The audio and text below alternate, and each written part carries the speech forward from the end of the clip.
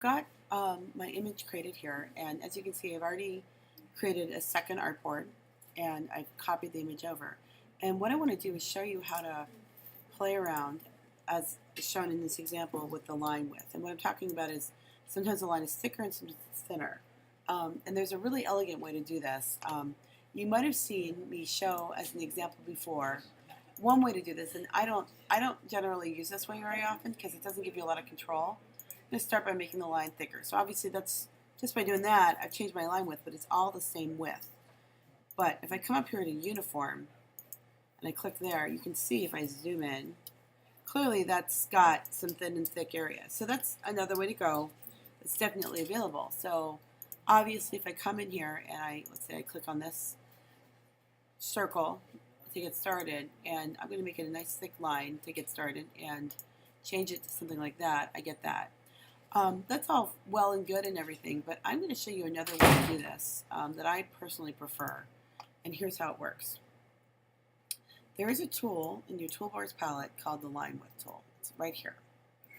And the way this essentially works is if I click, and I'm going to make just a simple line, nothing too extra, amazing, and I grab this, and I come over to one of the anchor points, and I go ahead and just drag out. It's kind of extreme, but that gives me, you can see, a line width. So wherever I start, I just kind of hover over the line, and then I drag out, and I get that. And what's cool about this is that I can come back, and you see I get that little, it's like a tilde symbol. I can drag this in, and I can change that. That's a line width tool. And I can drag this in again. So I can actually vary that. Let's say that later on too, though, like I'm doing this and I create something and I decided I changed my mind completely. I don't want it anymore. I can double click, and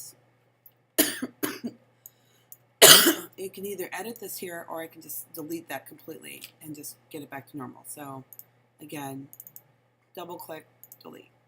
Okay, so if you feel that you've destroyed your line, that's one way to go. Something I personally like to use, though, instead of what I just showed you, is I hold down the Option key as I'm using the line width tool, and it only drags from one side. So instead of making it thick on both sides, it's only making it thin on one side. So let's put this to the test. I'm going to come up here and select this line and grab the line width tool, and let's say I've decided that for whatever reason, I would like it to be thicker going out. I'm going to hold down the Option key because otherwise it makes it thick on both sides. So again, grab that line width tool and then Option, drag, and I get that.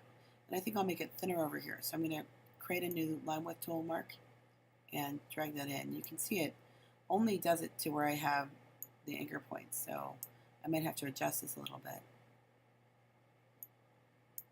And I can also double click, and it won't let me delete that because it's an anchor point. Although it will let me delete this one. So I can get something like that. And I feel this gives me just more control. So I'll do that a couple more times. I'm going to come over here, and I want to get this thicker. So Option, drag out. Yeah, that looks nice. And that's basically what I want you to do, is to play around with your lines a little bit and see what you can do with them. Make this it's already an interesting design in my opinion, but make it a little bit more interesting. And again, you can see how I really just fleshed that out a little bit more. Some of the lines I left alone, but a good majority of them I really played around with and did something interesting with the line width tool.